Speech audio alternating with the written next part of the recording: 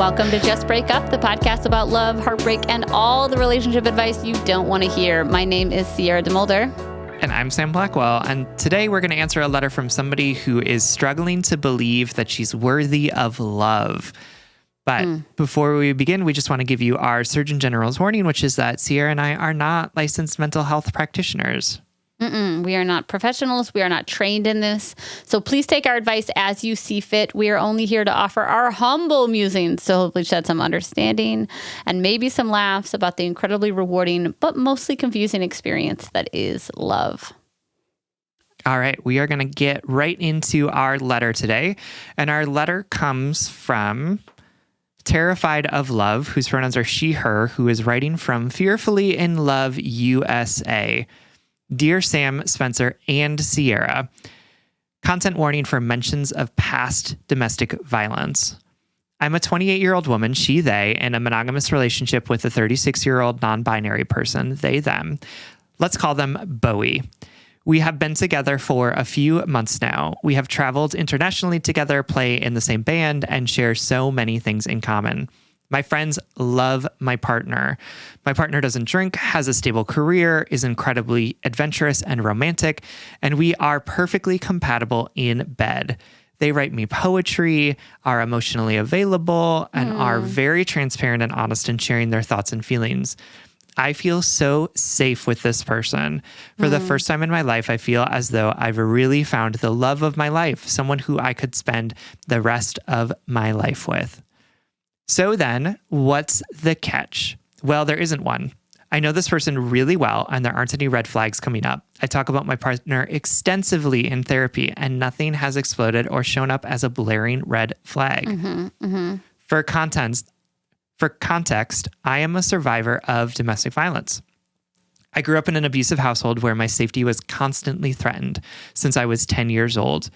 Throughout my time dating, I've been in a pattern of dating toxic and abusive men. Once I got out of those relationships, I started the work of attending support groups and even Codependence Anonymous. I've been healing and spending lots of time working on myself and spending time with friends. I have the most incredible support system, and I feel so grateful for that every day. I truly thought I was healed. Before my partner and I got together, I had sworn off relationships and just wanted to be single and focus on my career, traveling, and friends. But then we met. It was like a movie. We ended up in the same band. We instantly clicked. We spent time outside of band practice together, getting to know each other and adventuring together. We were just friends, but I instantly started having a really intense crush on them, one like I'd never had before. And we got to know each other. I realized that we had the same goals and vision for our lives. We both want to travel, write, play music, be childless, and live abroad. I find myself falling incredibly hard for this person. For the first time, I met someone who I could actually see myself spending the rest of my life with. We traveled together around the holidays, talked about our goals for what our relationship could look like, and had our kiss and became a partnership. I've never been so in love before, but I have so much past trauma. I hear how you talk about how it's easy to trust trustworthy people, and that rings so true with this person, and they have never given me a single reason to doubt their love and commitment to me. They've given me their phone password, keys to their house, access to their car, etc. They are so transparent and generous with me. However, I still find my self-doubt and trauma creeping in to tell me that I'm not worthy of love, and that this is just a fairy tale, and it's only a matter of time until this person hurts me too. I want to be loved and to live with this person with every fiber of my being. We have plans to travel Europe this summer. It's been a dream of mine to have a romantic partner like Bowie, and they exceed my expectations. They're an absolute dream come true, but for the first time in my dating history, I feel like I'm with someone who is too good for me, and that I'm too wounded and undeserving of love. How do I move past this? Will the work ever be done? Am I moving too fast with this person? Or should I slow down to heal myself before I jump into this serious relationship? Thank you for taking the time to read this letter. I listen to this podcast every day, and it warms me to hear your words of affirmation. Thank you for all that you do. Sincerely, Terrified of Love. Oh, my darling, thank you so much for writing and for your kind words. And I honestly just want to start by saying how lovely how lovely and simply enjoyable it was to hear about your love story. I think that our traumas and our anxiety and our past, they're so loud in our heads. But from my perspective, I just want to remind you how good your love sounds from over here, how enjoyable it was to hear about it, how happy I am for you, how pure and unadulterated this sounds from where I'm sitting. I know it doesn't feel quite as simple in your heart, in your body, in your nervous system.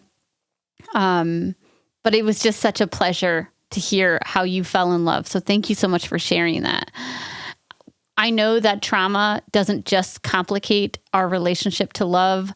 Sometimes it feels as though we are changed molecularly because of the things that happen to us. It feels like those neurological paths are so well worn, and those patterns can be found everywhere. It's so hard to learn a different language from the language we grew up speaking, right? So Sam and I are going to talk about a couple ways we can explore this, and if it is possible to love fearlessly. But first, we are going to take a quick break.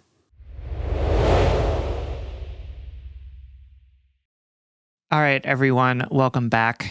Again, thank you so much for writing and for trusting us with this question. I think one of the things that I just want to start out with, as you're sharing your experience with us of, you have been, or you were in a violent household when you were a kid. You sort of, from that, kind of dated a bunch of toxic people and found yourself in really abusive relationships and sort of were kind of in this like cycle of sort of moving from trying to find safety in dangerous situations over and over and over again. Yeah. And now you're in this place where it's like you can actually sit and breathe and feel as if you are taken care of, as if you are safe. And it's not surprising to me that what is now coming up for you is the stuff that was happening before, the lessons that you've learned from all of those different relationships, the trauma that you've experienced as part of that, right? Yeah. And I know that you dealt with a lot of that in your time as a single person and built up this beautiful network of friendships and support that you have, found a therapist that you seem to really like and talked to, and done a lot of this really great work to help sort of build this scaffolding around yourself to say like, yeah, absolutely. And I'm building my strength. I'm getting to a point where I can sort of stand on my own 2 feet and hold all of those things that have happened to me. And then you entered this new situation where you are also being loved in a beautiful romantic way. You are also being held by a partner, which is something that you've been wanting for so long. And it makes sense to me that your little wonderful, tender heart and the ways in which your brain has been shaped by your experiences is now saying to you, danger, danger, you're in danger. This is not a good thing. It will all fall apart around you. It makes a lot of sense. Absolutely. I'm not surprised at all that is like how your body, your heart, your mind are reacting to what it feels like to have unconditional, or let's say like healthy, nutritious love turned in your direction. Right? Yeah, it's really scary. For sure. Because like when love has been turned your direction in the past, it has not been nutritious and healthy and safe. It's been a place of fear. It's been a place of danger. It's been a place of harm for you. And our lovely little nervous systems like to tell us that things are wrong when things are going well, to be prepared for what we think is an inevitability of harm that's going to come to us, right? Like that's a trauma response in a nutshell. How can I prepare myself for every possible bad thing so that I never have to experience what it felt like to feel so small, to feel so hurt, to feel so thrown away by people? So all of that to say, I know that that may not seem comforting, right? But that's what I'm actually trying to do in this situation, is to tell you that this is not something that is unique to you, that you haven't like opted into intentionally, that you're not sort of like taking on like this. The way that this is coming out doesn't mean that you're like a damaged or unhealed person. It means that the healing that you've done through the past however many years is coming into a new iteration of itself, right? And it is inviting you to see different aspects of what needs extra love and care right now. And how wonderful is it that you have done so much work to be able to identify that stuff for you as it's coming up, right? Totally. You're not in the situation where you're like just acting out because your heart is telling you that you're not worthy of love and you don't know how to articulate it or don't know how to name it, right? Like you're saying, oh my God, I'm feeling resistant to this beautiful, wonderful relationship because of this lie that I know I'm telling myself, right? What a world of difference that is between just like acting out and causing harm and saying, wait a minute, I know that there's something here that's deeper than this that I need to be paying more attention to. That's the work. Like, that's what's so remarkable about the situation is that like, I'm so proud of you, honestly. Like I'll use that word. Like I'm so proud of you for being able to name that for yourself and to name that for yourself in a way that's not about like excusing behavior or as a weapon that you're using against yourself or other people, but just in a way of saying, I don't want to fuck this up. And I know that is what my heart is telling me to do in this moment. And I'm not gonna, right? I'm going to choose to do something different. And like, how beautiful is it that you have recognize that you have that choice. Absolutely. And I want to say, there's no more healed version of you that deserves this love more, right? Yeah. There's not a threshold that you have not reached that would make you more deserving of this wonderful, pure love than you are right now in this moment. For sure. And you know what? Like I had this great conversation with my partner before recording this morning about like the great lie that like romance, tells us that love isn't scary. Love is scary.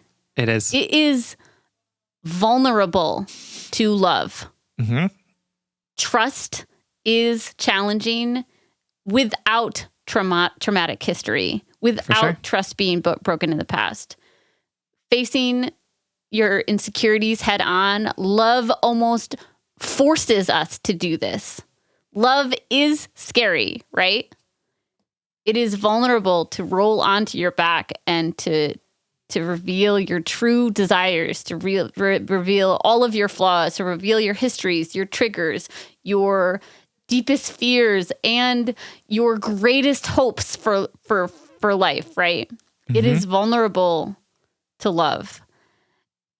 But worrying, all of this protection that your trauma is trying to make you feel like it's giving you, it isn't working, because withholding love doesn't protect you from hurt either. For sure. Denying yourself love doesn't protect you. Worrying about being hurt won't prevent you from being hurt. If that's one thing I've learned this season of my life, is that all of the work, my anxiety and my history and my fears was having me put in to prevent me from being hurt, If I just behave like this, if I don't get into this relationship, if I don't let somebody see this side of me, if I do all of this, that will lead me to a life without suffering. And you know what the fuck did not happen? I did not suffer despite all of that worrying. Even my love, even my healthy, secure, stable love, right? You think that I'm not triggered in this relationship. You think that I'm not constantly made to face the most vulnerable parts of me. And I'm sorry if this sounds terrifying out there. It can be, but that is not a reason for us not to do this. We are put on this planet to have connection with one another, not to be in romantic relationships, not to get married, but to be in connection with other humans. Absolutely. Yep. And I know this is hard.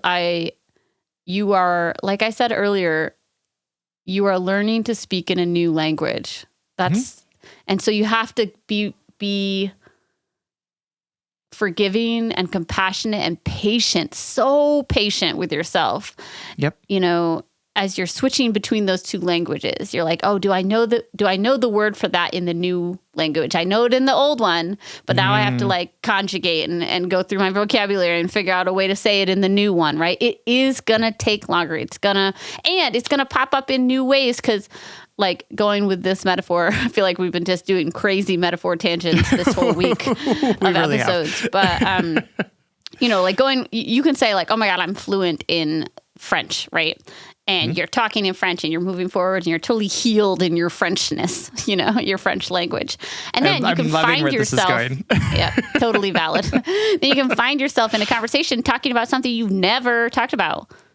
And all of a sudden you got to go back to your old language, right? And this isn't to say we will always be defined by our history and our traumas. But it is more to say that we need to be patient and compassionate and understanding with ourselves when we revert, when we go back to what we were taught, right? This is not a flaw in you. This is not something that makes you less worthy of your partner's love. This is just a part of you. Yep, absolutely. And I love the idea that you have of wanting to love this person with every fiber of your being.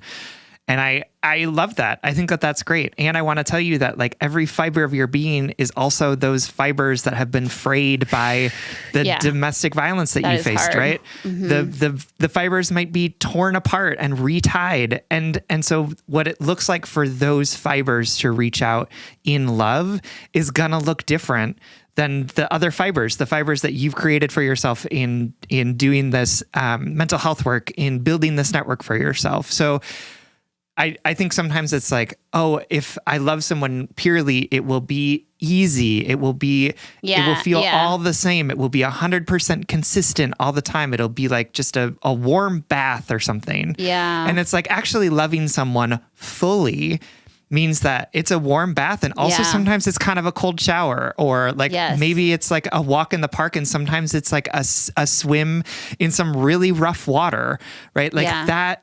Being fully open to people, being fully capable of loving other people means that it's also our trauma that is figuring out how to love as well. It's also the ways in which we've been harmed that's figuring out how to love. It's our trouble with trust that's also learning how to do this. And so I want to shift that a little bit to offer that there's going to be lots of different ways that love is going to show up for you.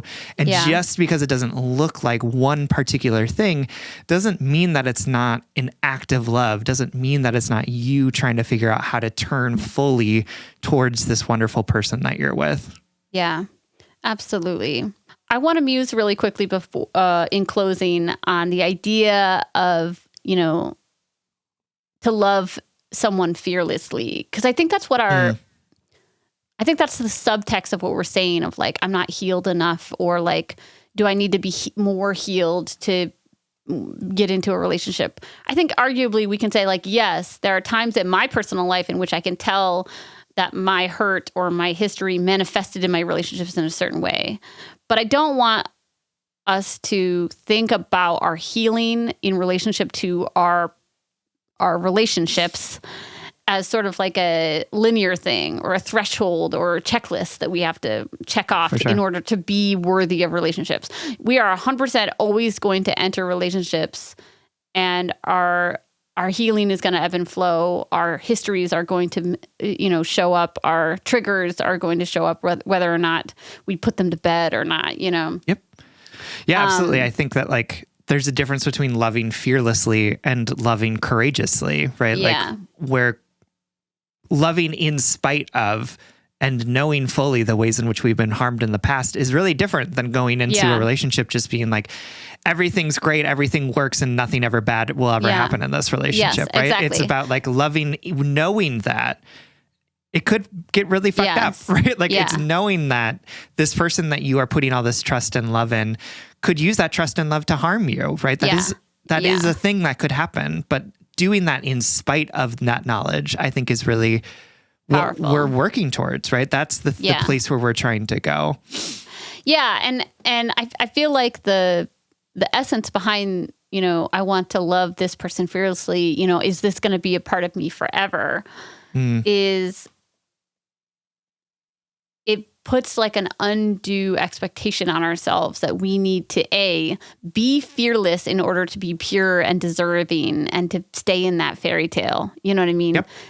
And B, that if you somehow are afraid or that you have a history that makes it hard for you to maneuver in a relationship, that you are less deserving. You know what I mean? That these are, I don't know, that there's some perfect version of ourselves out there that would be more deserving of the love that we're being offered right now in our broken, unhealed self, you know?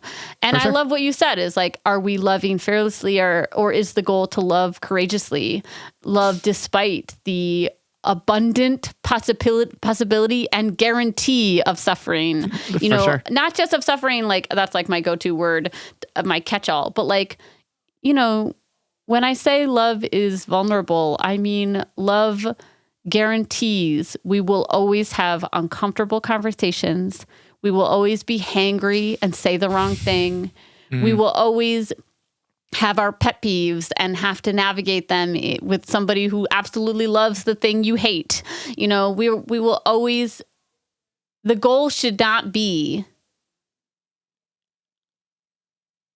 can I enter a relationship ever without this history or without with all these flaws? The goal should be, how can I celebrate the fact that I am doing all of this, not despite, but in spite of it, you know, because of it, because the purpose of human partnership is to see another person's flaws and show them yours and accept them and celebrate them and be seen in your humanness, I guess is what I'm trying to say. For sure. I see so much threshold talk, right? Like, oh, back when I was healing, or I'm healed now, or whatever. And I'm sure I've contributed to that on this show, but there's no threshold.